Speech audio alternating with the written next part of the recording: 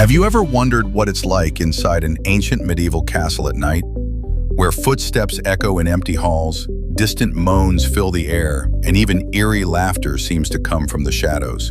In Europe, there's a historic castle where locals and visitors alike report hearing unexplainable sounds every single night. Some believe these noises come from restless spirits, maybe a knight who died in battle, or a lady waiting forever for her lost love. But archaeologists have a different story. They say the castle's stone walls and room layouts create strange sound reflections that make noises seem otherworldly. Even changes in temperature and wind rushing through cracks cause weird sounds our brains interpret as scary. But here's the big question. Is it all just echoes and tricks of light and sound? Or is there a dark, supernatural secret hidden within the castle's walls, waiting to be uncovered? Do you believe in ghosts? Or is it all just legend?